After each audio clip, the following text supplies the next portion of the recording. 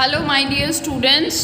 So today we are going to cover chapter from the Diary of Anne Frank. This is the fourth chapter from our book, The First Flight. So this is an excerpt, एक part है जो कि लिया गया है एने Frank की biography से, ठीक है, ऑटोबायोग्राफी से, ठीक, that is from the diary of a young girl. The name of that biography is autobiography is from the diary of a young girl. This is the autobiography. Basically she has disclosed about her life, her conditions while she was in Holocaust during the time when Germany had attacked the areas of Jews, ठीक है ना. और ये Jewish थी इसलिए Holocaust में रहना पड़ा, छिप कर रहना पड़ा, ठीक है, इनको और इनकी पूरी फैमिली को, so that they could save themselves from the tortures of the Germans as well as losing their life. वो अपनी लाइफ को बचाना चाहते थे पूरी फैमिली, तो पूरी फैमिली होलोकॉस्ट में रही थी. And this entire excerpt gives out कि किस तरीके से एन फ्रैंक ने अपनी डायरी लिखी, कहाँ थे, कैसे सब डायरी वगैरह मिली, ठीक है ना. So there are some lines which I would like to highlight, ठीक है, उनको अंडरलाइन भी करेंगे. The diary was given to Anne Frank for her 13th birthday. और ये जो डायरी दी थी ये उनकी ग्रैंड मदर ने दी थी. She was very very very fond of her grand mother. Only person she felt who was she close enough, जिससे वो सबसे ज़्यादा क्लोज थी, वो उनकी ग्रैंड मदर थी. तो उनकी ग्रैंड मदर ने ये गिफ्ट की थी, ठीक है. इसका उन्होंने नेम रखा था किटी. इस डायरी का नेम रखा था उन्होंने किटी, ठीक है. Described as a work of a mature and insightful mind. Insightful होता है, इंसाइटफुल माइंड हम तब बोलते हैं जब एक पर्सन के माइंड का जो विजडम होता है, एक पर्सन का जो विजडम लेवल होता है वो इतना हो जाए कि चीज़ों को डीपर नोट पर समझ सके, डीप नोट पे चीज़ों को समझ सके, तो उसे हम क्या बोलते हैं, insightful mind. The diary provides N intimate means very close examination, very close examination of daily life under Nazis occupation. Nazis occupation का मतलब है जिस टाइम नाजी रूल कर रहे थे. Anne Frank has become one of the most renowned and discussed of the Holocaust victims. ठीक है, चलिए. So let us proceed with the beginning of the chapter. Writing in a diary is a really strange experience for someone like me. Why she says someone like me? Because she is just like an ordinary girl. वो अपने आप को इस diary को लिखते हुए time वो क्या मान रही हैं अपने आप को कि वो एक ऑर्डिनरी गर्ल है.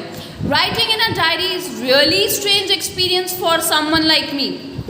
Not only because I have never written anything before. ऐसा नहीं कि मैंने पहले कभी लिखी नहीं, but also because it seems to me that later on neither I nor anyone else will be interested in the musings of 13-year-old school girl. वो क्यों मानती हैं, ये क्वेश्चन बन जाएगा आपके लिए, ठीक है ना, कि वो क्यों मानती हैं इस चीज़ को कि डायरी लिखना एक स्ट्रेंज एक्सपीरियंस है और स्पेशल बात नहीं है. क्यों? क्योंकि वो कहती हैं कि मैं एक 13 ईयर की स्कूल गर्ल हूँ, छोटी बच्ची हूँ, ठीक है ना. मैं खुद अपनी डायरी को बाद में, लेटर का मतलब है बाद में, कभी जब मैंने लिख दूंगी मेरी डायरी भर जाएगी तो मैं खुद ही कभी अपनी डायरी पढ़ना पसंद नहीं करूँगी. मैं तो क्या, कोई और भी क्यों पसंद करेगा एक छोटी बच्ची की, 13-year-old गर्ल की डायरी पढ़ना. सो द म्यूजिंग्स का मतलब होता है टेल्स, स्टोरीज, ठीक है. म्यूजिंग्स का मतलब होता है स्टोरीज. कभी कभार जो अपनी स्टोरीज को छोटे छोटे वर्सेस में लिखने को भी म्यूजिंग्स बोलते हैं, ठीक है ना. It doesn't matter, oh well, फ़र्क नहीं पड़ता. I feel like writing. कोई बात नहीं, कोई नहीं पढ़ेगा तो कोई बात नहीं, मेरा फिर भी मन करता है लिखने का. And I have an even greater need to get all kind of things off my chest. Off my chest मतलब मैं अपने दिल में से, जो बाहरी दिल मेरा हो रहा है, मैं उसमें से सब चीज़ें निकाल के फेंक देना चाहती हूँ, निकाल के सब कुछ बाहर फेंक देना चाहती हूँ. I don't want to keep any. वो क्या सोचती हैं कि मुझे किसी भी तरीके का बर्डन अपने ऊपर नहीं रखना. Paper has more patience than people. वो क्यों कहती हैं ये बात, ये एक क्वेश्चन बनेगा और 100% बनेगा। ये क्वेश्चन काफ़ी इंपॉर्टेंट क्वेश्चन है ये। Paper has more patience than people. I thought of this saying on one of those days when I was feeling a little depressed. तो ये कहती हैं ये मुझे कब पता चला, कब रियलाइज़ हुआ कि जब वो मेरे डिप्रेसिंग डेज थे, घर में बैठी थी, ठीक है, अपने हाथ में अपनी चिन मतलब फेस जो था रेस्ट कर रहा था हाथों पर, ठीक है, इस तरीके से जैसे आप हाथ करके ये जो आपके हैंड्स हैं, ठीक है, ये हैंड्स हैं और इसमें आप अपना फेस रख के बैठ जाते हो ना कभी कभी सोचते हुए, बिल्कुल जस्ट लाइक दैट, ठीक है। So this is your smile and these are your hands, ठीक। A little depressed and was sitting at my home with my chin in my hands, bored and listless. Listless means lost somewhere. किसी चीज़ की होश नहीं है, आसपास क्या हो रहा है पता नहीं है, इंटरेस्ट भी नहीं है, इतनी एनर्जी भी नहीं है कि आसपास देखूं कि क्या हो रहा है, वंडरिंग सोचते हुए कि अंदर रहूं या बाहर जाऊं। So I finally stayed where I was, जहाँ पे थी वहीं पे रही, ब्रूडिंग सोचती हुई, बैठी हुई, लेजी, ठीक है। Yes, paper does have more patience, ज़्यादा पेशेंस है। क्यों? क्योंकि ये बातों को ज़्यादा टाइम तक स्टोर कर सकता है। मैं अपनी डायरी में कुछ भी लिखूं, I have that everything said somewhere. कहीं ना कहीं हमारे अंदर होता है कि मेरे पास कोई दोस्त नहीं है, मैं इस प्रॉब्लम से हूँ, मैं क्या करूँ, मैं कैसे लिखूँ, कैसे बताऊँ किसी को। So just like that and also thought of writing it. And ने क्या सोचा कि मैं लिख लेती हूँ इस बात को। आफ्टर ऑल पेपर मेरी बात जाके किसी और को बोलेगा नहीं, गॉसिप नहीं ही करेगा पेपर मेरे बारे में, मेरी स्टोरीज को, ठीक है ना।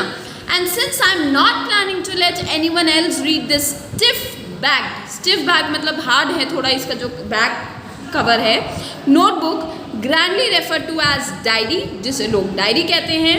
मैं इसमें ये सब लिखने का सोच रही हूँ, आफ्टर ऑल कोई इसे पढ़ेगा भी नहीं, unless I should ever find a real friend. और मैं तब तक अपनी डायरी के बारे में भी किसी को नहीं बताऊंगी जब तक मुझे एक रियल फ्रेंड नहीं मिलता। It probably want make a bit of difference, कोई फर्क नहीं पड़ेगा अगर मैं लिख भी दूंगी तो, ठीक है। पर रियल फ्रेंड जब तक नहीं है कोई जिसको मैं जेन्युइनली बोल सकूं कि हाँ मेरा दोस्त है और मैं डिस्क्लोज कर सकती हूँ कि मैं अपनी चीज़ें कहाँ लिखती हूँ, अपनी डायरी में।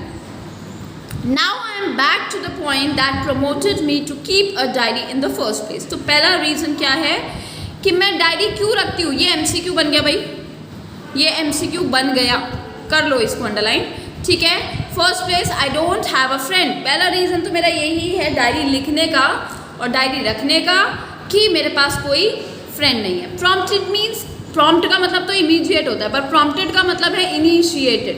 She felt like having it. Let me put it more clearly, मैं इस बात को पहले साफ साफ रख दूँ, बता दूँ। Since no one will ever believe that a 13-year-old girl is completely alone in the world. 13 साल का बच्चा होता कितना है, 6-7 क्लास का बच्चा होता है, क्या अकेला फील करेगा वो अपने आप को, क्या अकेला फील करेगा वो अपने आप को, ठीक है ना। और ये हैरानी की बात है, अच्छा 13 साल के बच्चे भी अकेला फील करते हैं, ओ माय गॉड, ठीक है, अभी तो मैच्योर भी नहीं हुए वो। एंड आई एम नॉट, हाँ नहीं भी हूँ, वैसे अकेली तो नहीं हूँ, मेरे पास मेरे लविंग पेरेंट्स हैं, मेरी 16-year-old सिस्टर है, दे आर अबाउट 30 पीपल जिनको मैं अपना दोस्त बोलती हूँ। I have a family, loving aunts and a good home, अच्छा खासा घर है। No one on the surface I seem to have everything, अगर ऊपर ऊपर से देखा जाए तो मेरे पास सब कुछ है, मैं अकेली नहीं हूँ। एक्सेप्ट, सब है, बस एक ट्रू फ्रेंड, जैसे वो क्या कह रही है ऊपर, रियल फ्रेंड, वो नहीं है। All I think about when I am with friends is having a good time. बस मैं जब अपने वो जो 30 लोग हैं जिनको मैं दोस्त बोलती हूँ, अगर मैं उनके साथ होती हूँ तो मैं बस ये सोचती हूँ कि मैं किस तरीके से एक अच्छा टाइम उनके साथ स्पेंड कर सकूँ। I can't bring myself to talk about anything but ordinary everyday things. वो कहती है कि इतनी हिम्मत नहीं होती मेरे अंदर कि मैं कुछ भी बात कर सकूँ, अपने दोस्तों से खुल के बात कर सकूँ। यहाँ पे एनीथिंग से मतलब है ओपनिंग अप, खुद को खोलने की बात नहीं हो रही, अपनी बात जो पर्सनल बात है वो एक्सप्रेस करने की बात हो रही है यहाँ पे। तो वो क्या कहती है कि मैं यहाँ पे ओपन अप नहीं कर सकती, इसलिए बस क्या बात होती है हमारी, एवरीडे वाली ऑर्डिनरी बात, ठीक है। We don't seem to be able to get any closer, उससे ज़्यादा मैं किसी से ना ज़्यादा अटैच्ड क्लोज फील ही नहीं कर पाती हूँ, बस इतनी ही दोस्ती मैं सोच पाती हूँ कि जितनी मैं एक ऑर्डिनरी चीज़ों के बारे में बात कर पाऊँगी। एंड दैट्स द प्रॉब्लम, यही मेरी प्रॉब्लम है, क्योंकि मैं किसी पे विश्वास नहीं करती, और जब मैं विश्वास नहीं करती तो मैं किसी को अपने क्लोज कैसे मानूंगी, और जब तक क्लोज नहीं मानूंगी तो मैं रियल फ्रेंड या ट्रू फ्रेंड किसी को कैसे कहूँगी। Maybe it's my fault that we don't confide in each other. Confide का मतलब होता है भरोसा बना कर रखना एक दूसरे में, भरोसा बना के रखना एक दूसरे में। तो हम सब दोस्त तो हैं, पर एक दूसरे पे इतना भरोसा नहीं करते हैं कि हाँ हम अपनी प्राइवेट बात या कुछ पर्सनल चीज़ें शेयर कर सकें। In any case just that's how thing are. अब जो भी हो, चीज़ें तो ऐसी ही हैं, and unfortunately they are not liable to change, बदलेंगी भी नहीं। तो ये जो पूरा सिनेरियो दिया गया है ये एन फ्रैंक का होलोकॉस्ट पीरियड से पहले का है। ये होलोकॉस्ट पीरियड से पहले का है, जैसे जब वो एक नॉर्मल लाइफ लीड कर रही थी। ये जब वो नॉर्मल लाइफ लीड कर रही थी, ये उस फेज की ये पूरी डायरी है, ठीक है ना। This is why I have started a diary. तो पहला रीज़न क्या है, उसके पास दोस्त नहीं है। दूसरा रीज़न क्या है, वो किसी को भी अपने से क्लोज नहीं मान पाती है, ठीक है, और किसी पे कन्फाइड भी नहीं कर पाती, किसी पे इतना भरोसा नहीं कर सकती है।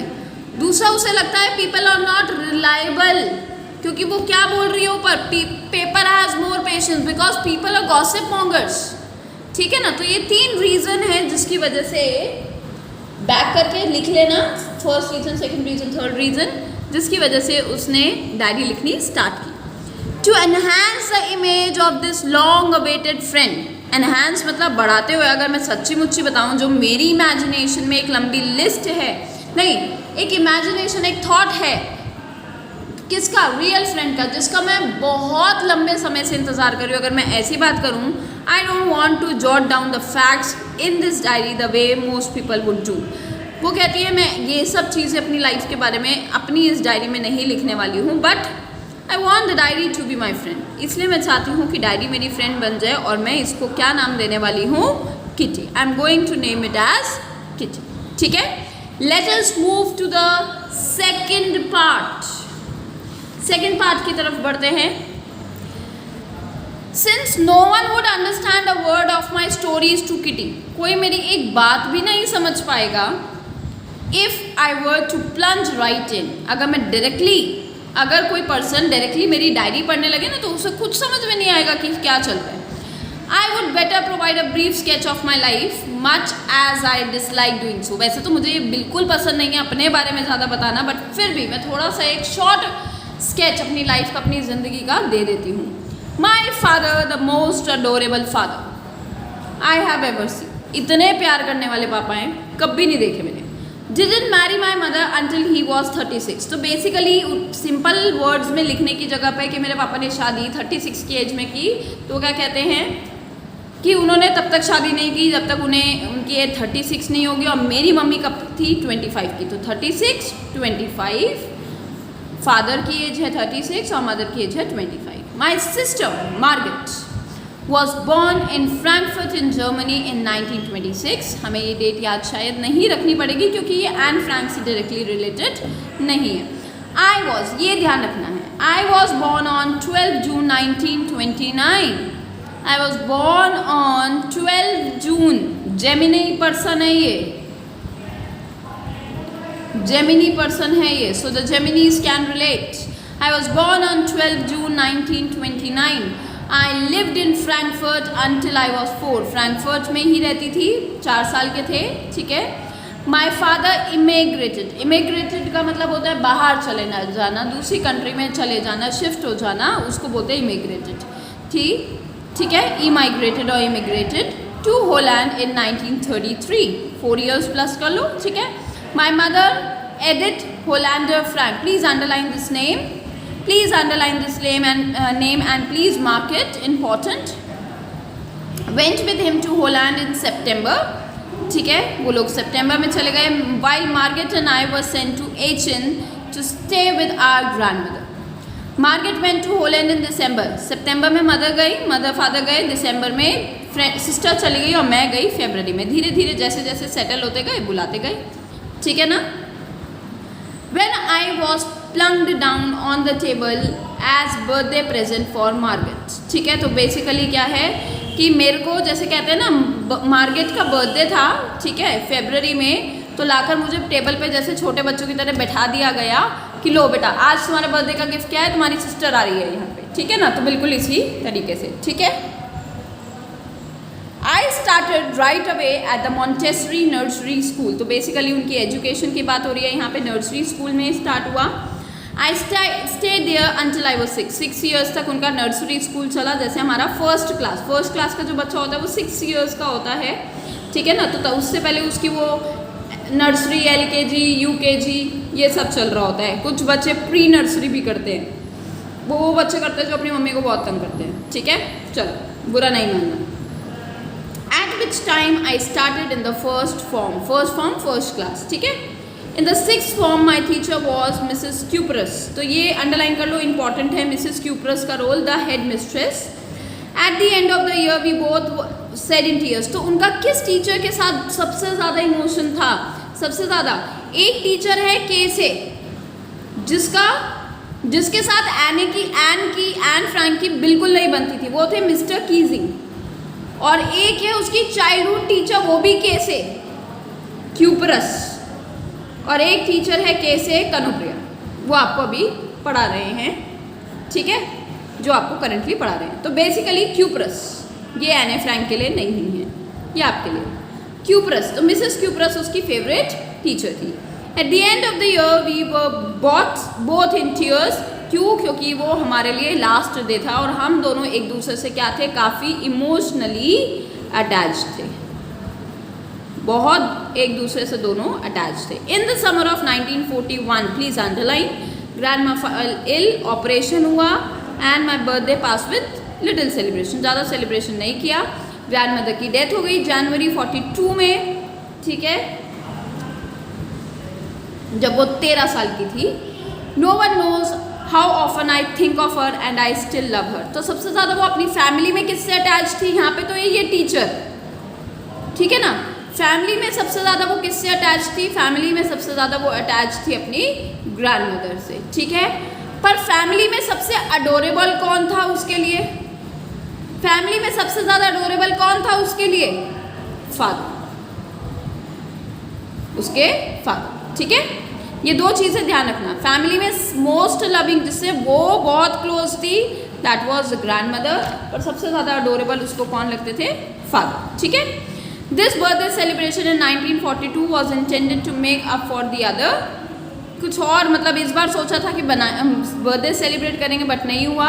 ग्रैंडमास candle was lit along with the rest, ठीक है। तो ग्रैंड माँ की कैंडल भी साथ ही में जला दी गई, ठीक है। बेसिकली ये था कि ग्रैंड माँ के लिए तो डेथ हो गई थी, तो क्रिश्चियंस में कैंडल जलाने का मतलब होता है किसी के लिए प्रेयर करना, इस तरीके से, ठीक है। The 4 of us are still doing well, and that brings me to the present date of 20 June 1942 and the solemn dedication of my diary. Solemn means complete, promising, only, ठीक है, complete dedication of my diary, कि आज इतना ज़्यादा dedicated है मेरी diary, इतनी trustworthy. इस लाइन से क्या पता चल रहा है कि ट्रस्टवर्दी नेचर दिखा रही है वो डायरी का, पेपर का, ठीक है ना, कि इतनी डेडिकेटेड हूँ कि उस दिन से लेकर आज तक डायरी लिख रही हूँ और वो प्रेजेंट डेट तक आती है। Now the remaining part of the chapter will be covered in the next video, okay. So I hope you understood. Good day. Thank you.